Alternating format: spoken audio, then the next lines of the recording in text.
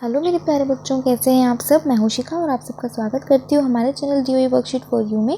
आज हम करने वाले हैं दो कार्य पत्रिका अपनी 5th क्लास के लिए, हिंदी और ईवीएस। तो सबसे पहले हम करेंगे हिंदी की कार्य पत्रिका आज, क्योंकि आज हम थर्सडे है और मंडे एंड थर्सडे हम ईवीएस भी करते हैं। तो ठीक है, जल्दी से हम पहले हिंदी की कार्य पत्रिका को कंप्लीट कर लेते हैं। सभी बच्चे अपने नोटबुक में डेट मेंशन करेंगे। 5 अगस्त 2021 कार्यपत्रिका संख्या लिखेंगे 39A, कक्षा लिखेंगे 5th A B C D, जो भी आपका सेक्शन है। विद्यार्थी अपना नाम और अपने क्लास टीचर का नाम मेंशन करेंगे। लोनपोगार हम पढ़ने वाले पाठ्य पुस्तक रिमझिम की राख की रस्सी। हमने ये वाली जो चैप्टर था हमने पढ़ा था पाठ राख की रस्सी। लोनपोगार आपकी अपनी चालाकी और हाजिर जवाबी के लिए दूर दूर तक मशहूर थे, मगर वह हमेशा अपने बेटे के लिए चिंतित रहते थे, क्योंकि वह भोला था। उनके बेटे को जो लड़की मदद के लिए मिली वह बहुत समझदार थी। हमने इसमें कुछ शब्द देखे हैं जो लाल रंग से इन्होंने लिखे हुए हैं। ठीक है, ऊपर दी गई पंक्तियों में जो शब्द गहरे रंग के हैं, चालाकी, हाजिर जवाबी, मशहूर, भोला और समझदार, वे शब्दों की विशेषता बता रहे हैं। ऐसे शब्द जो किसी सर्वनाम अथवा संज्ञा की विशेषता बताएं विशेषण कहलाते हैं। जैसे कि मीठा, मीठा पान। ठीक है, तो पान कैसा है? मीठा। और जैसे अगर हम कहें कड़वा करेला, तो करेला कैसा है? कड़वा। ठीक है, तो ये इनकी विशेषताएं हैं जो गुण में भी हो सकती हैं और उनके दोष में भी हो सकती हैं। अच्छी या बुरी किसी भी तरीके से हो सकती हैं। जो शब्द ये सर्वनाम संज्ञा की विशेषताएं बताते हैं वो विशेषण कहलाते हैं। इसमें मीठा और कड़वा दोनों विशेषण थे।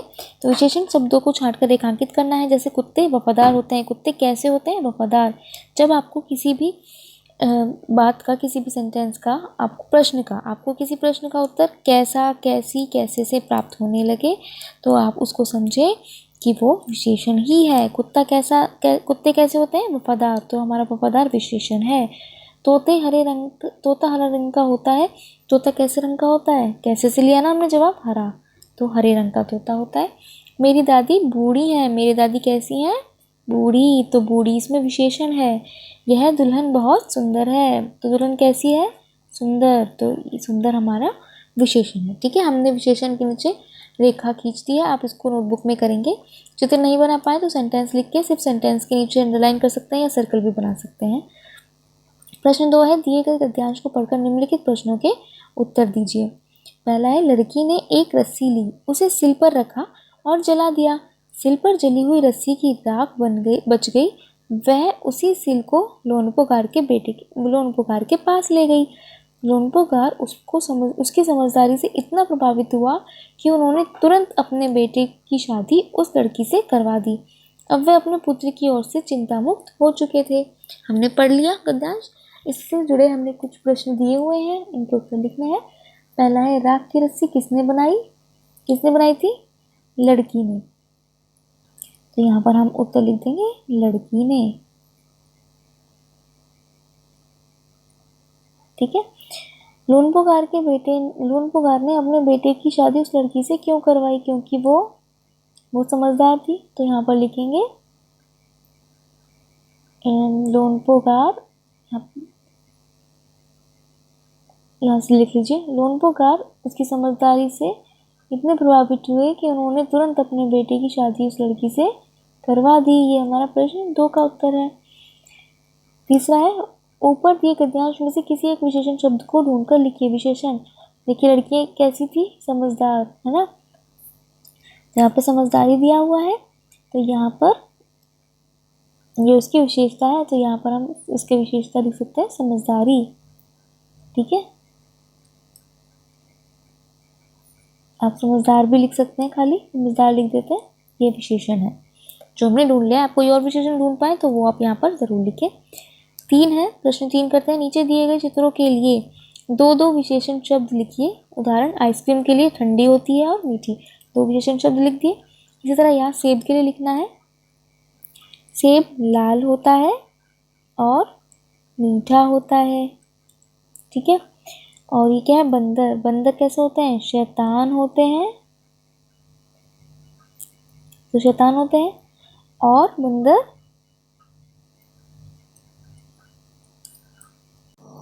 बंदर नकलची भी होते हैं, आपने देखा होगा वो नकल करते हैं, तो बंदर कैसे होते हैं? नकलची।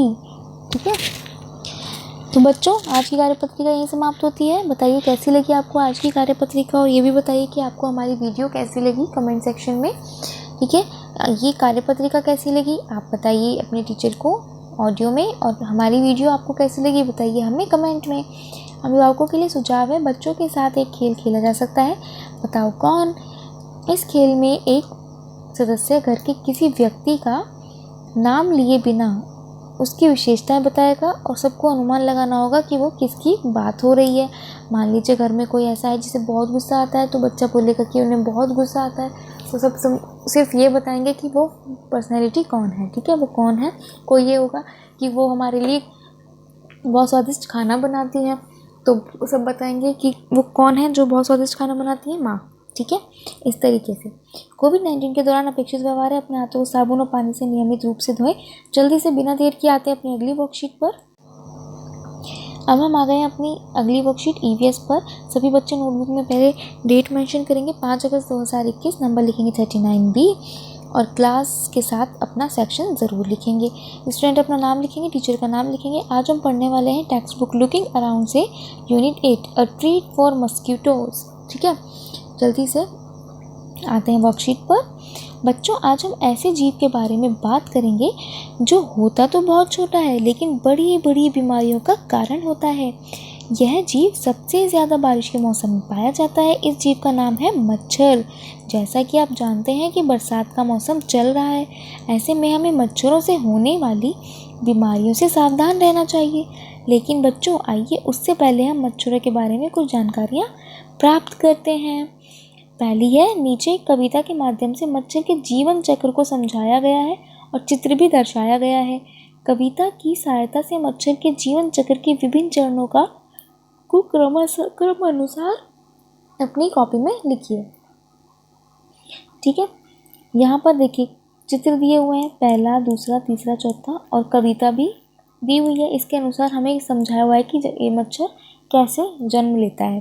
चलिए देखते हैं। सबसे पहले अंडा आता, जीवन मेरा शुरू हो जाता, धीरे धीरे लार्वा बन जाऊं, अगली सीढ़ी पर मैं कदम बढ़ाऊं।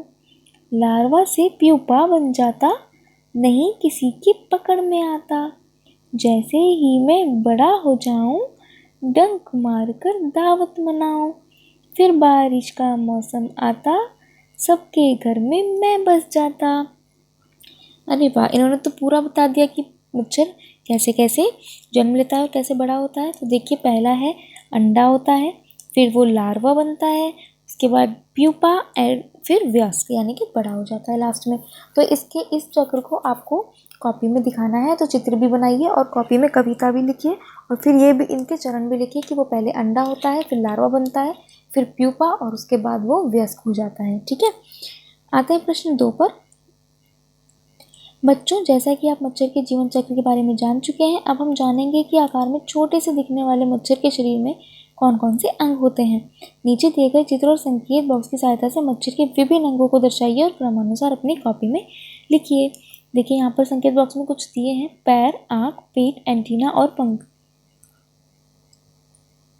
मच्छर का चित्र दिया है, इसमें लिखना है, तो नोटबुक में चित्र बनाइए और उस पर लिखिए। पहला दिया हुआ है, देखिए ये है इसका एंटीना, तो नंबर 1 पे आएगा एंटीना। उसके बाद नंबर 2 पर दिया हुआ इसका डंक, देखिए ये है इसका डंक। ठीक है, चलिए आगे चलते हैं। इसके बाद यहाँ पर है इसकी आंखें, नंबर 2 पर आंखें, तो नंबर 2 आइज। नंबर 3 पर है इसके पंख, देखिए पंख पर है। नंबर 4 पर है इसके पैर, ठीक है, और नंबर 5 पर है इसका पेट। हमने लिख दिया है, इसको आप नोटबुक में लिख लेंगे सभी बच्चे। प्रश्न नंबर 3 पर आते हैं। प्यारे बच्चों, मच्छर साफ पानी में भी पनपते हैं, इसलिए बारिश के मौसम में हमें विशेषकर ध्यान रखना चाहिए कि हम अपने घर एवं आसपास की जगह को साफ रखें और बारिश का पानी कहीं एकत्र ना होने दें, यानी इकट्ठा ना होने दें। नीचे दिए गए चित्रों के माध्यम से पानी को एकत्र होने और मच्छर को पैदा होने से रोकने के लिए कुछ उपाय दिए गए हैं। चित्रों को समझकर उपाय अपनी कॉपी में लिखिए। ठीक है, यहाँ पर चित्रों को समझकर उपाय अपनी कॉपी में लिखने हैं। आपको चित्र दिए हैं 1 2 3 4 5 6। यहाँ पर देखिए कीटनाशक डाली जा रही है। ठीक है, तो लिखेंगे मच्छरों से बचने के लिए कीटनाशक डलेगी मच्छरों को मारने के लिए। और प्रश्न ये चित्र 2 में है कि पानी इकट्ठा ना हो, टायर वगैरह में अगर पानी भरे तो या बर्तनों में पानी रखा हो तो उसे फेंक दें।